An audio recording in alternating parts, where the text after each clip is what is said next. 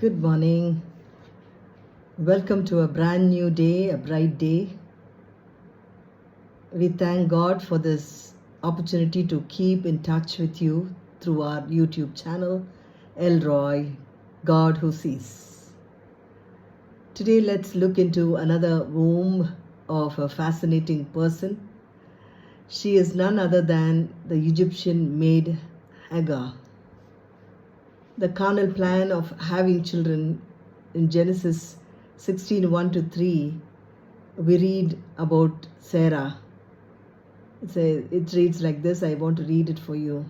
Then Sarah, Abraham's wife, took Hagar, her maid, the Egyptian, and gave her to her husband Abraham to be his wife, and she conceived. Friends, Hagar was only a maid because Sarah's womb was shut and did not have children. She took the initiative before even consulting with her own husband. She called her Lord. Or she never consulted Hagar also. Above all, she didn't even take God's consent about this decision. She gave her maid Hagar to be used to bring forth a child through her womb. That means she hired the maid's womb for her offspring. She was hasty, she was drastic, and never waited for God's promise to fulfill.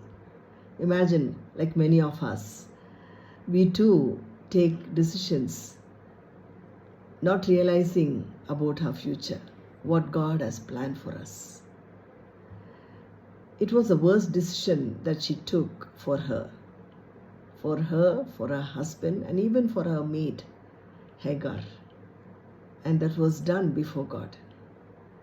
She never consulted anyone, thinking that her problem of having offspring will solve by doing this tragic thing. Even today, we see that she followed the old pattern or custom of the people around her. She did not realize that God had a plan for her offspring. She faced the consequences of the decision that she made because of that. Hagar despised her because she conceived.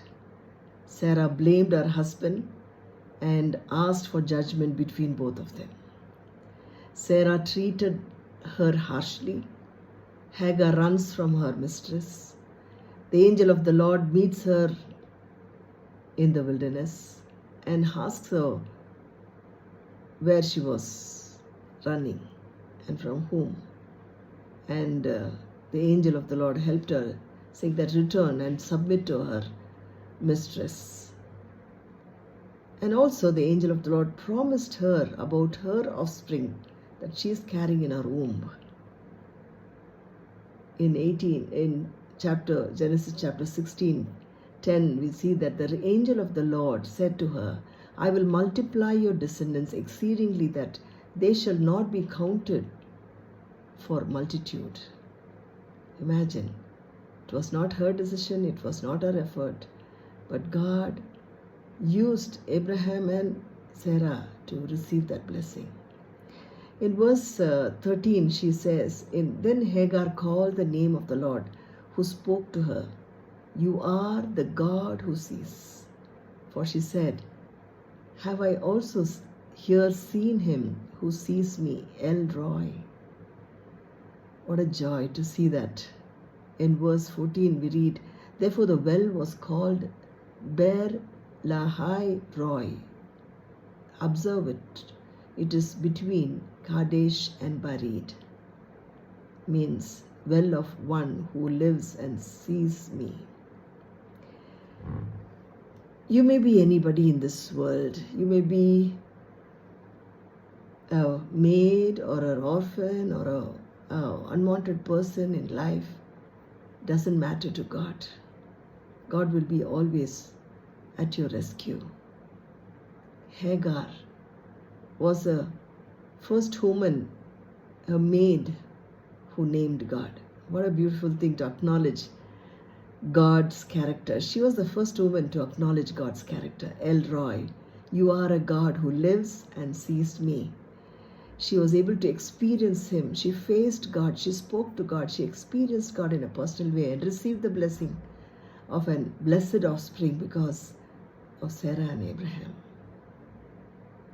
In verse 15, we read in Genesis 16, chapter 16, verse 15. So Hagar born Abraham a son, and Abraham named him Ishmael.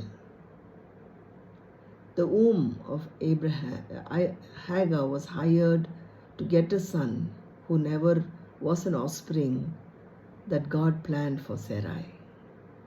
Now, there is an important role of Abraham also. He did not reject Sarai's consent or even consulted God whether this is the right decision that he's making. But he just fell into the situation, and he also has to be blamed for this wrong decision. But above all, God has a plan. In midst of all our mistakes, in all our shortcomings, God reveals His character. And today we are so happy that our YouTube channel is also named as El Roi, a God who sees. Friends, this morning, God is seeing you. He is there with you. He lives around you. So experience this El Roi, the God who sees. In midst of all your situations, He loves you. Take care. God bless you. Have a blessed day and blessed weekend.